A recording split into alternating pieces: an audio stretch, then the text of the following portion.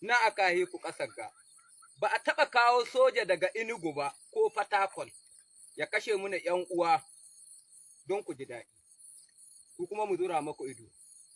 Karnan Yahudawa ɗan luwaɗi ya ta buga maku takardu, kuma kace sun je sun yi ɓanna, a faɗa mana abin da suka ci a watan 7 na rani, watan 6 da watan 5 aka kashe ɗan shanu.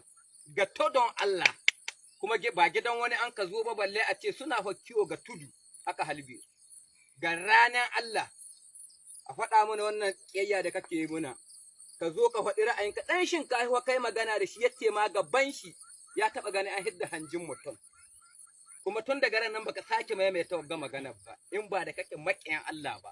To duk ire-iren kuna nan Yahudawa, hada wani wai wanda shi ikirari yake musulmi ne, wai kuma faɗa mu da aya da ta halatta a ci naman doki. Mun ga wani wa'azi naka kana cewa ka ci naman doki, kana kiran ka musulmi kuma haka hito kai ka waɗi wagga magana ka ci naman doki. Ire-iren ku muke roƙo, Ubangiji Allah ya kare mu da ku dare da rana muke roƙo ne da ku. Duk kuma wani wanda ka gani shugabanmu mai albarka Christopher Musa, ina kira gare ka da babban murya, don Allah ka taimaka mana Murtala Asada, ko da ba ka iya bashi wani mukami ka bashi na shugaban ‘yan banga, don Allah da annabi ya shigo. Ka bashi ya shigo sai ya gani ko ba ka iya bashi wani mukami.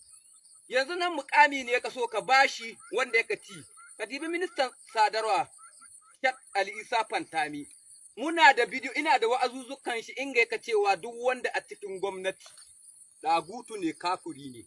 Amma yanzu an bashi ministan sadarwa, yaushe marabin ka ji shi, kenan shi ma yanzu ya ɗaguta, ya tabbata ya ridda kenan. To saboda haka muke gode ma Allah, Allah ka tabbata